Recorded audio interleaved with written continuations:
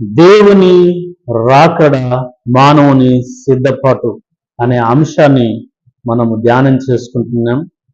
ప్రకటన గ్రంథము 22వ అధ్యాయం 12లో ప్రభు మాట మనం చూస్తున్నాం. ఇదిగో త్వరగా వచ్చుచున్నాను, వాని క్రియ చొప్పున ప్రతి వానికి నేను సిద్ధపరచిన జీతము నా యొద్ద ఉన్నది అని ఆ లేఖన భాగంలో మనం చూస్తున్నాం.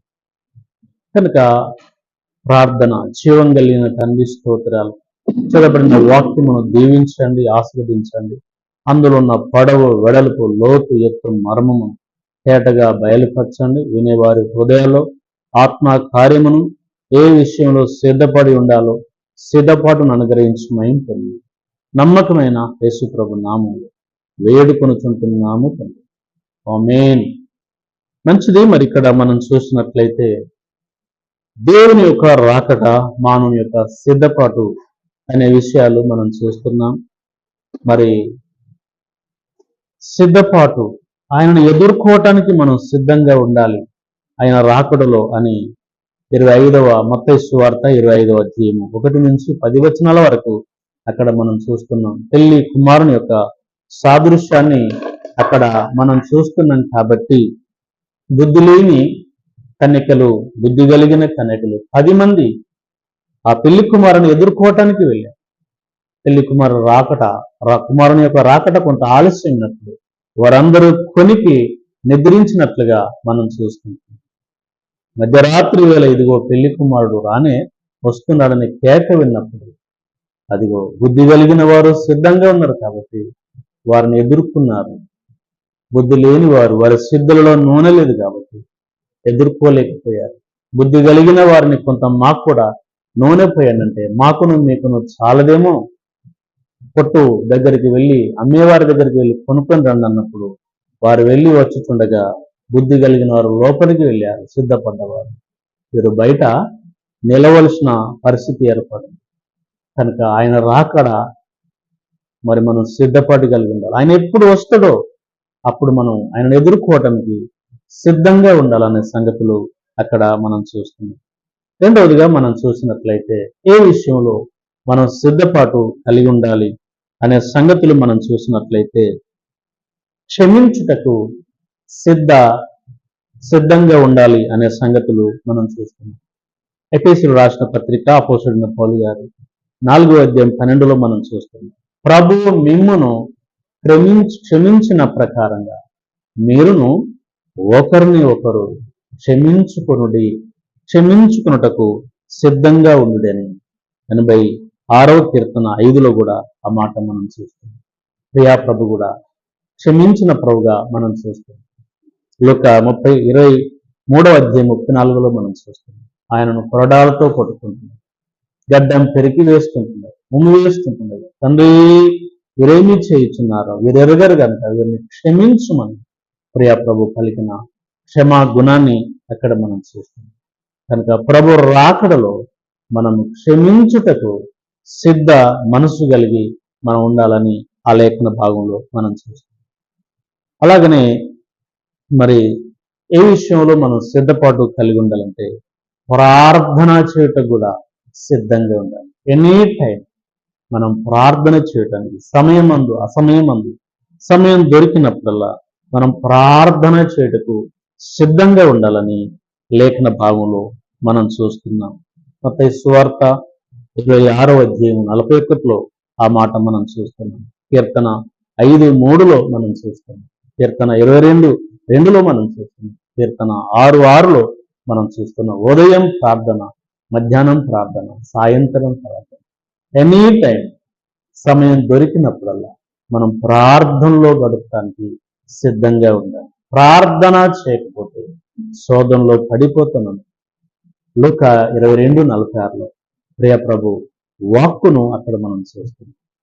కనుక ఇది మంచిది, మన రక్షకుడైన దేవుని దృష్టికి అనుకూలమునై ఉన్నదని అది తిమోతి రాసిన పత్రిక 2వ అధ్యాయము 1 నుంచి 3వ వచనం వరకు ఆ మాటలు మనం చూసినట్లయితే ఇది మంచిది అనే సంగతి మనం చూస్తున్నాం. ప్రార్థన మంచిది, మన దేవునికి అనుకూలమునైంది. మనకు ఆ, అది ఎంతో మంచి జరిగించేదిగా ప్రార్థన ఉంది కాబట్టి మనం ప్రార్థన చేయటానికి సిద్ధంగా ఉండాలని ఆ లేఖన భావంలో మనం చూస్తాం. నాలుగవదిగా మనం గమనించినట్లయితే దేవుని యొక్క ఘనమైన సువార్తను ప్రకటించుటకు మనము సిద్ధంగా ఉండాలని లేఖన భావంలో మనం చూస్తాం. రోమా 1:15 ప్రకారంగా మనం చూస్తాం. సువార్త పనిలో ప్రభు ప్రకటన చేయటానికి, ప్రభుని గురించి చెప్పటానికి అదిగో పౌలు సిద్ధంగా ఉన్నారు.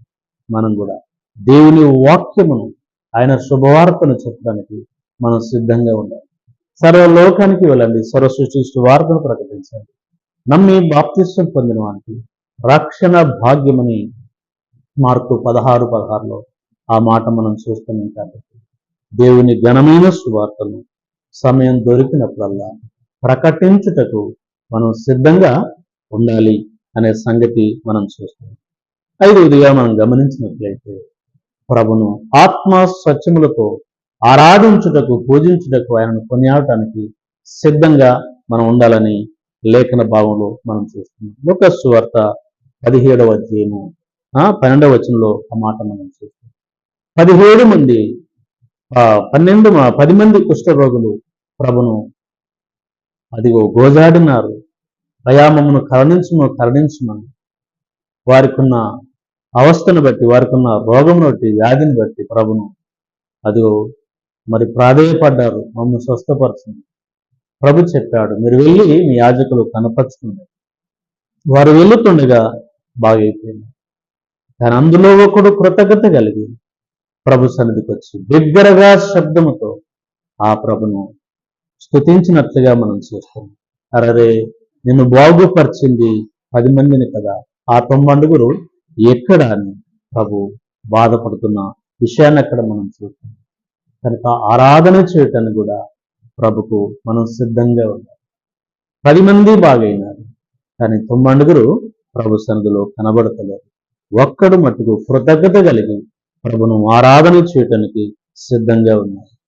అవును, మనం కూడా ప్రభును ఆత్మ సత్యములతో ఆరాధన చేయటానికి ప్రతి వారము మనం సిద్ధంగా ఉండాలి. ప్రభును ఆరాధన చేయటం మనకు సమయం లేదంట.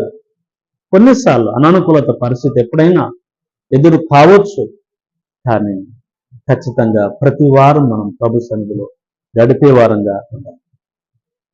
అదిగో యోహాను సువార్త 20వ అధ్యాయము 19-27 వచనాల్లో కూడా మనం చూస్తాం. అక్కడ కూడా ప్రభు యొక్క శిష్యులు ఆరాధన చేస్తుండగా అందులో దిదుమానబడిన తోమ అప్పుడు లేదు. మేమందరం ప్రభును చూస్తుమి, ప్రభు మాకు సమాధానం ప్రకటించాడు అని చెప్పినప్పుడు, లేదు లేదు, మీలాగా నేను నమ్మను, నేను ఆయన గాయములలో నా ఏలు విట్టి పరీక్షిస్తే తప్ప నేను నమ్మను. మళ్ళీ 8 దినములకు అది వారితో పాటు తోమను తీసుకుని వచ్చినప్పుడు వారు ప్రభును స్తుతిస్తుంటుండగా మధ్యలో నిలిచి మళ్ళీ ప్రభు, తోమా, ఇదిగో నా వైపు చూడము, నీ అనుమానాన్ని తీర్చుకోనము, నా గాయాలను ఏలు ఎత్తి పరీక్షించమన్నప్పుడు తోమా ఎంతగానో పశ్చాత్తాపడ్డాడు. అయ్యో ప్రభువా, నేంత మోసపోతుంది. ప్రభు అన్నాడు, నువ్వు చూసి నమ్మావు, చూడక నమ్మిన వారే ధన్యులు. అవును, ప్రియా ప్రభును ఆత్మ నేత్రాలతో మనం చూస్తున్నాం, కానీ భౌతికంగా ఎన్నడూ మనము ఆయనను చూడలేదు. కనుక చూడక నమ్మిన మనం నిజంగా ధనిలం. కాబట్టి ప్రతి వారము మరి ప్రభును ఆరాధన చేయుటకు మనం సిద్ధంగా ఉండాలి. ఆయన సన్నిధిలో ఒక దినము గడుపుతా 1000 దినముల కంటే శ్రేష్టమని కీర్తన 84:10లో మనం చూస్తున్నాం. కాబట్టి ఖచ్చితంగా ప్రభును ఆరాధన చేయటానికి మనము సిద్ధంగా ఉండాలి. ఆరవదిగా మనం గమనించినట్లయితే దేవుడు మనకు ఆరోగ్యాన్ని ఇచ్చి, మన ఆయుష్ను పొడిగించి, మన కష్టార్జితాన్ని మెరుగుపరచగా ప్రభు కూడా ఇచ్చటానికి మనం సిద్ధంగా ఉండాలని లేఖన భాగంలో మనం చూస్తున్నాం.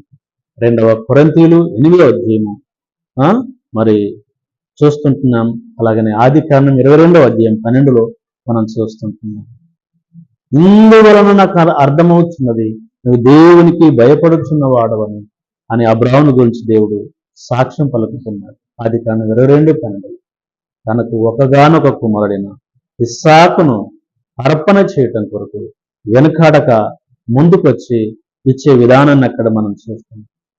ఇస్సాకును బలి తీసుకోవడం కాదు కానీ ఆయనను టెస్ట్, మరి అబ్రాహాం ఎలా ఉంటాడో అని ప్రభు చూసినప్పుడు ఆ టెస్టులో, ఆ ప్రేమ పరీక్షలో అబ్రాహాము నెగ్గినట్లు, పాస్ అయినట్లు మనం చూస్తున్నాం. కాబట్టి పక్కన వింటున్న నా సహోదరి సహోదరు, మనకు కలిగినంత కూడా ప్రభుకు ఇచ్చటానికి మనం సిద్ధంగా, తగిన దానికన్నా తక్కువ ఇచ్చి లేమికి వచ్చేవారు వెదజల్లి అభివృద్ధి పొందువారు కలరు, తగిన దానికన్నా తక్కువ ఇచ్చి లేమికి వచ్చేవారు కలరని సామెతలు 11:24లో మనం చూస్తున్నాం. కాబట్టి మనం ఇస్తున్నాం కానీ ప్రభుకు తగినంత ఇవ్వలేకపోతాం. తగినంత ఎంత ఇవ్వాలో అంత ఇచ్చి ఇంకా ఆయన ఇచ్చే మెండైన దీవెనలు, ఆశీర్వాదాలు మనం పొందుతున్నాం. 7వదిగా మనం గమనించినట్లయితే ఏ విషయంలో మనం సిద్ధపాటు కలిగి ఉండాలంటే అపొస్తలుల కార్యము 21వ అధ్యాయం 13వ వచనంలో మనం చూసినట్లయితే అవసరమైతే ప్రభు కొరకు చనిపోవటానికైనా సిద్ధంగా మనం ఉండాలని ఆ లేఖన భావంలో మనం చూస్తున్నాం. కాబట్టి వాక్యం వింటున్న నా సహోదరి సహోదరు, ప్రభు రాకడ ఎంతో దగ్గరగా ఉంది. వచ్చుతున్నవాడు ఆలస్యం చేయక వచ్చుతున్నాడు. ఆయన ఎదుట విశ్వాసం కలిగినాడు, విశ్వాసం మూలంగా జీవిస్తాడు. కానీ వెనకకి తీస్తే అతని అందున ఆత్మకు సంతోషం లేదని హెబ్రీ 10:37లో మనం చూస్తున్నాం. కాబట్టి ఆయన రాకడలో విశ్వాసం కలిగి ఉందా, ఆయన ఎప్పుడు వస్తేప్పుడు ఆయనను ఎదుర్కోవటానికి సిద్ధంగా ఉందా, మన శత్రువులను క్షమించడానికి సిద్ధంగా ఉందా, ప్రార్థన చేయుటకు సిద్ధంగా ఉందా, దేవుని సువార్తను ప్రకటించుటకు సిద్ధంగా ఉందా, ఆరాధన చేయుటకు సిద్ధంగా ఉందా, ప్రభు మనకిచ్చిన దాంట్లో మరలా ప్రభుకి ఇచ్చడానికి, ప్రభు పని కొరకు ఇచ్చడానికి సిద్ధంగా ఉందా, అవసరమైతే ప్రభు కొరకు ప్రాణ త్యాగం చేయుటకైనా సిద్ధంగా ఉందా, ఆయన ఇచ్చే మేలను పొందుకుందాం.